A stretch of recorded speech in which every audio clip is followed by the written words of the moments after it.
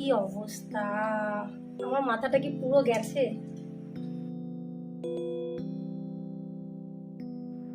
নমস্কার আমার প্রিয় ইউটিউব পরিবার, তোমরা সবাই কেমন আছো? আশা করছি তোমরা সবাই অনেক ভালো আছো, সুস্থ আছো। আমিও ভালো আছি। আমি সুপ্রিয়া, আমি তোমাদের সবাইকে আমন্ত্রণ জানাই নাসিকের ঘরকন্যার আরেকটি নতুন ব্লগে। যে যে প্রান্ত থেকে আমার ভিডিওটি, আমার ব্লগটি দেখছো, আশা করছি তোমরাও সবাই অনেক ভালো আছো। ঘোরার যে জের থাকে সেটা যেতে যেতে বেশ খানিকটা সময় লাগলো, কিন্তু আর না। ঘরে ভর্তি কাজ, জামা কাপড় কাচা থেকে শুরু করে পোছা পুছি, যেদিক তাকাচ্ছি সেই দিক নোংরা। আর এখানটাতে আমার বাড়ির চারপাশে তো সুদূর মাঠ, বিল্ডিং আছে ঠিকই, কিন্তু গাছপালা আর মাঠ বেশি। বাড়িঘরে না প্রচণ্ড নোংরা হয়। আমি যদি বলে থাকি যে আমার মেয়েরা অতটা নোংরা করে, তাহলে কথাটা পুরো ভুল হবে। হাওয়াতে কিন্তু প্রচুর ধুলবালি আসে। তো যাই হোক, মেয়েরা ঘুমাচ্ছে, কর্তামশাই সকাল সকাল অফিস চলে গেছে, আজকে টিফিন দিইনি। আমি বলেছি যে আমার ভালো লাগছে না, বলছে আজকেও টিফিন দেবে না। একটু বলার পরে কর্তামশাই মনটা খারাপ হয়ে গেছে। আমি বলছি দাঁড়াও, মেয়েদের স্কুল শুরু হয়ে যাক, তারপর তুমিও ডেলি টিফিন পাবে। বললো ঠিক আছে, বলে সে গেল অফিসে। কর্তামশাই যাওয়ার পরে আমি কিন্তু বেশ ঘন্টা দেড়েক ঘুমিয়ে নিয়েছি। কি করবো অত তাড়াতাড়ি উঠে? কয়দিন পরের থেকে আবার তো সেই গাধার মতন খাটনি আমার শুরু হয়ে যাবে। আর কদিন পরে জামাই ষষ্ঠী বন্ধুরা, কিন্তু আমার সে কথা ভেবে লাভ নেই। যাই হোক, সে পর্বের উঠালামই না। তো হঠাৎ করে মনে পড়লো বলে তোমাদের সাথে আমি শেয়ার করে দিলাম কথাটা। তোমরা কে কে জামাই ষষ্ঠীতে যাও অবশ্যই কিন্তু আমাকে কমেন্টসে জানিও। যদিও আমি যেতে পারিনি আজ পর্যন্ত কোনো দিনও, তো ওই জন্য মাঝে মধ্যে না জামা ষষ্ঠীর কথাটা যখনই মাথার মধ্যে আসে, তখনই না একটু হালকা ফুলকা মনটা একটু খারাপ হয়ে যায়।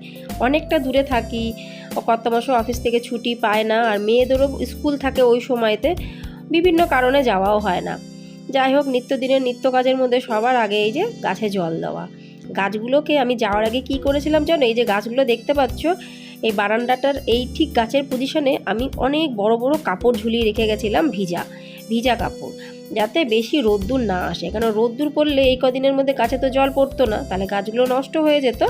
ওই জন্য কিন্তু আমি সেই প্রসিডিওরটা করেছি। আর এসে দেখছি দিব্যি গাছগুলো কিন্তু একদম সতেজ ছিল। তোমরাও যদি কোনো সময় বাইরে যাও, বারান্দাতে জল দেওয়ার কোনো লোক নেই গাছপালাতে, তাহলে তোমরাও কিন্তু ওই প্রসিডিওরটা অ্যাপ্লাই করতে পারো। আর যাওয়ার সময় প্রত্যেকটা গাছ আমি পুরো জল দিয়ে চুপচুপ করে ভিজিয়ে দিয়ে গেছিলাম। একটা ভালো কথা তোমাদের সাথে আমি শেয়ার করলাম, গাছের উপযোগী। যদি তোমাদের ভালো লেগে থাকে অবশ্যই কিন্তু আমাকে কমেন্টসে জানিও।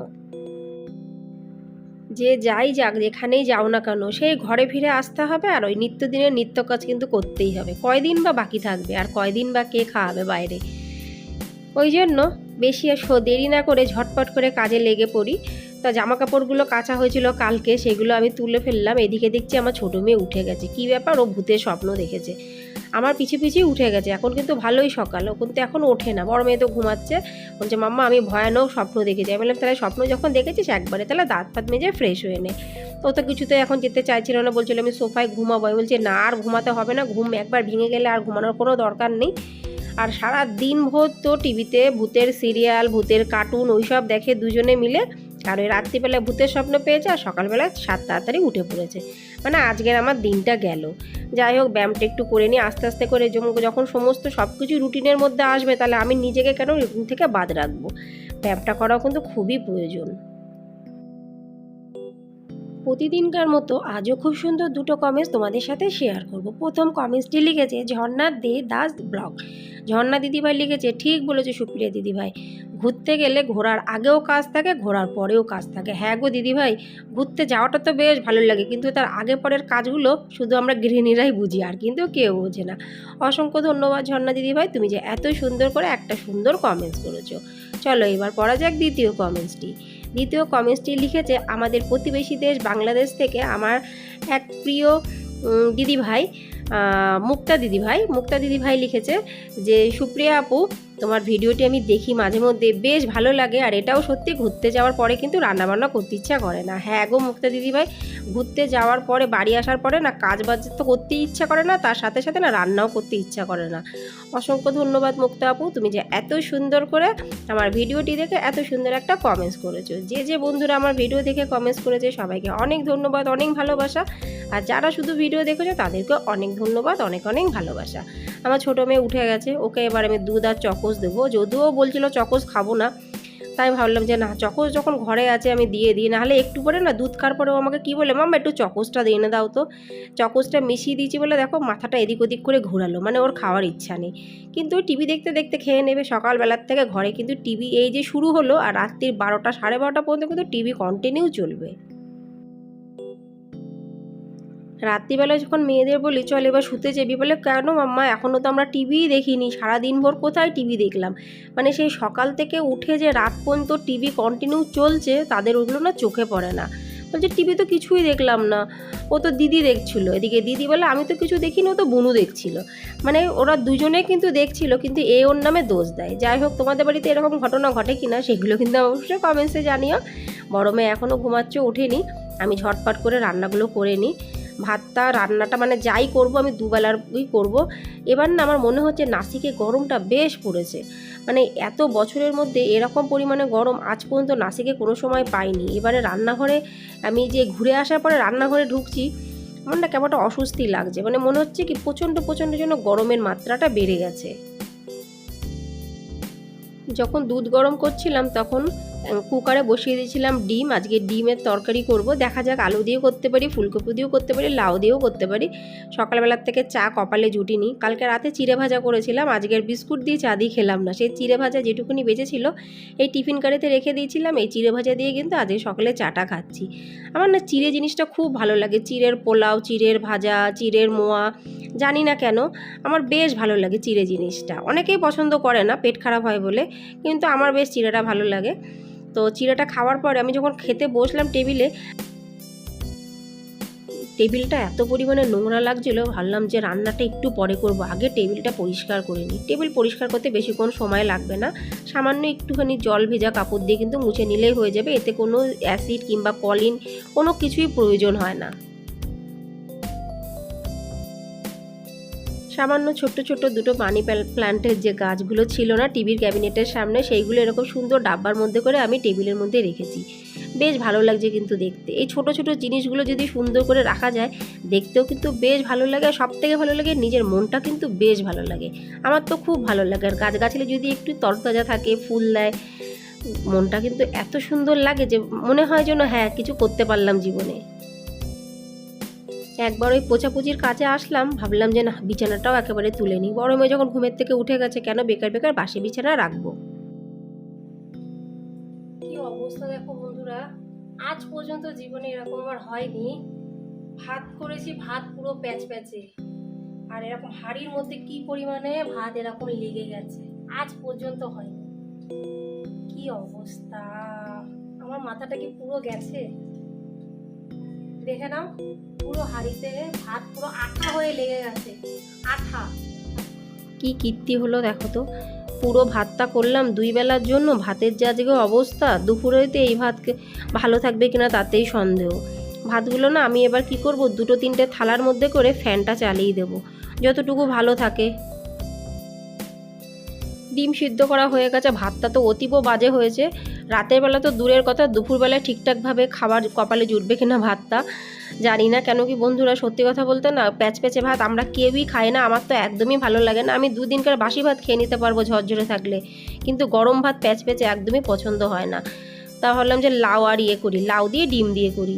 লাউ দিয়ে ডিম না আমার বাপের বাড়ির না, আমার শ্বশুর বাড়িতে লাউ দিয়ে ডিমটা রান্না আমি শিখেছি। এদিকে লাউটাও খাওয়া হয়ে যাবে আর ডিমও খাওয়া হয়ে যাবে। প্রথমে ভাবছিলাম যে লাউ দিয়ে একটু শুক্তো করি, তো শুক্তো করবো কী দিয়ে, উচ্ছে নেই, তো উচ্ছে ছাড়া তো শুক্তো করা যায় না। তারপর ভাবলাম যে না, লাউটা যখন বেরিয়ে করলাম ওটা ডিমের মধ্যেই দিয়ে দিই। লাউ ডিমটা তোমরা অনেকেই জানো না। ও আর একটা কমেন্টস না পড়লেই নয়, বহু দিন আগে এক দিদিভাই আমাকে বলেছে, সুপ্রিয়া দিদিভাই তুমি লাউ দিয়ে ডিম দিয়ে কি করে করো, আমি প্রথমবার দেখলাম, আমি বানাবো। হ্যাঁ দিদিভাই তুমি একবার বানিয়ে দেখো, যদি ভালো লাগে অবশ্যই কমেন্টসে জানিও, যদি না ভালো লাগে তাহলেও কিন্তু কমেন্টসে জানিও। যদি সেই দিদিভাই আজকের এই ভিডিওটি দেখো, আমি সামান্য কিন্তু একটুখানি জিরে ফোড়ন দিয়েছি তেলের মধ্যে, আর লাউ আর আলু একটুখানি আলু নিয়েছি, সেটা কুচি করে কিন্তু দিয়ে আমি বসিয়ে দিয়েছি। আর এই নুন হলুদটা দিয়েছি না, লাউ দিয়ে কিন্তু অনেকটা জল ঝরবে। আর একটা টমেটো কুচি করে দিয়েছি। আমার মেয়েরা লাউ একদম খেতে চায় না, কিন্তু লাউয়ের মধ্যে যদি ডিম থাকে তাহলে ডিমের সাথে লাউটাও কিন্তু ওরা একটু হলেও তাদের পেটে যাবে। এটাই হলো মেন উপকার। অনেক অনেক সবজি আছে বাচ্চারা খেতে চায় না, তখন তাদের খাওয়ানোর জন্য জবরদস্তি কিছু কিছু টেকনিক কিন্তু অ্যাপ্লাই করতে হয়। তোমরাও বাড়িতে করো কিনা কিন্তু অবশ্যই জানিও। আর আরেকদিকে বসিয়েছি আমি মুগের ডাল করব আজকে অন্যভাবে, পরে তোমাদের জানাচ্ছি। মেয়েরা কিন্তু তাদের মতন খেয়ে দিয়ে খেলতে চলে গেছে, তারা কিন্তু কেউ এখন আর ঘরে নেই। ওই টিভি দেখলো খানিকক্ষণ, তারপরে ওদের দুজনের গ্যাং আসলো, দুই তরফের বান্ধবীরা আসলো, বলছে চল চল নিচে ব্যাডমিন্টন খেললি। এখন ঘরটা পুরোটাই ফাঁকা। একবার ভাবলাম যে একটু টিভি চালা, তাই ভাবলাম যে না, একবার যদি টিভি দেখতে বসে যায় তাহলে আমার সময়টা নষ্ট হয়ে যাবে। ওই জন্য টিভি চালিয়েছি, গান শুনছি, কিন্তু চোখে কিছু দেখতে পাচ্ছি না। তাও ভালো, মাঝে মাঝে গানটা শুনলেও কিন্তু মনটা ভালো লাগে। আর এই যে মুগের ডালের মধ্যে আমি অনেক কিছু ফোড়ন দিয়েছি, পেঁয়াজ, রসুন, কারি পাতা, কস্তুরি মেথি, শুকনো লঙ্কা আর একটু জিরে। এই মুগের ডালটাও কিন্তু দারুণ লাগে। আর লাস্টে একটু ধনে পাতা কুচি। এটা আমি এই মুগের ডালটা না এখানে এসে শিখেছি। এটা মারাঠি স্টাইলের মুগের ডাল। এটা রুটির সাথে খেতেও কিন্তু মন্দ লাগে না। আর মুগের ডালটা কিন্তু বেশ গাঢ় গাঢ় হবে, টেলটেলে কিন্তু একদমই না। কিন্তু বন্ধুরা একটা কথা না বললেই নয়, এই যে কয়দিন ধরে বাইরে খেয়েছি, কোনো দিনও কিন্তু আমরা ভাত খাইনি।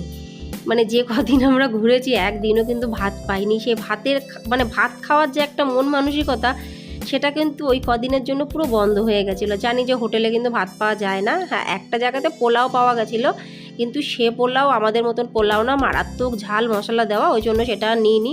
মানে বলতে পারো সেই কদিন কিন্তু আমরা কেউই ভাতের মুখ দেখিনি। আমার ছোটো মেয়ে মাঝে মধ্যে বলছিল মাম্মা ভাতের হোটেলে চলো না। আমি বললাম যে এটা কলকাতা না বাবা, এখানে কোনো জায়গাতেই ভাত পাওয়া যাবে না। রুটি, পরোটা, তারপরে হলো পাও ভাজি, এসব বিভিন্ন ধরনের জিনিস পাওয়া যাবে, নন ভেজ ভেজ পাওয়া যাবে, কিন্তু ভাত পাওয়া যাবে না। বন্ধুরা আজকে প্রপার রান্না করেছি অনেক দিন পরে। আর নাসিকে মানে এইবার এত পরিমাণে গরম সে বলার মতন না। এত বছরে ফার্স্ট এত পরিমাণে গরম পড়েছে, বুঝতে পারিনি যে এতটা গরম। রান্নাঘরে গিয়ে বুঝলাম। যাই হোক, যা যা রান্না করছি তোমার সাথে একবার শেয়ার করে নিই। এই দেখে নাও ভাত তো আজকে মানে গন্ডগোল হয়ে গেছে। ভাতটা তোমাদের প্রথমে বলে দিয়েছি, ভাত আর 2 বেলা রান্না করে নিয়েছি। ডিমের ঝোল দিয়ে লাউ দিয়ে ডিমের ঝোল, এটা আমার শ্বশুরবাড়ির স্টাইলে। আর মুগের ডাল বানিয়েছি, পেঁয়াজ, রসুন, কারি পাতা, ধনে পাতা, হেভি লাগে খেতে, একদম মাখো মাখো টাইপের। আর তার সাথে হলো আলু ভাজা। এই হলো দুপুরা রাতের মেনু। মারাত্মক গরম মানে বলার মতন না। এবার আমি একটু ফ্যানের তলায় খানিকক্ষণ বসবো, আর বাকি কাজগুলো তারপরে করবো। বাড়ি ঘরে যা যা মেন কাজ, আজ কিন্তু ভরপুর কাজ করেছি, কোনো দিকে আমি একটুও ফাঁকি দিইনি। ফাঁকি কাকে দেবো, ফাঁকি মানুষ নিজেকেই দেয়। ওই জন্য যতটা যা করার করে নিয়েছি। এখন বসে একটু মেয়েদের সাথে কার্টুন দেখছি। আর আমি যে বসেছি, আমার ছোট্ট মেয়ে হচ্ছে আমার মাথা দেখতে, কিছু তো পায় না, বলে মামা তোমার মাথায় না অনেক উকুন। আমার মাথায় কিন্তু কিচ্ছু নেই, কিন্তু ও মজা পায়। তাহলে বন্ধুরা আজকে ভিডিওটি আমি এখানে সমাপ্ত করছি। যে ভিডিওটি যদি ভালো লেগে থাকে অবশ্যই লাইক, সাবস্ক্রাইব, শেয়ার, কমেন্টস করে পাশে থেকো। আবার তোমাদের সাথে দেখা হবে পরবর্তী ব্লগে। ততক্ষণের জন্য নমস্কার।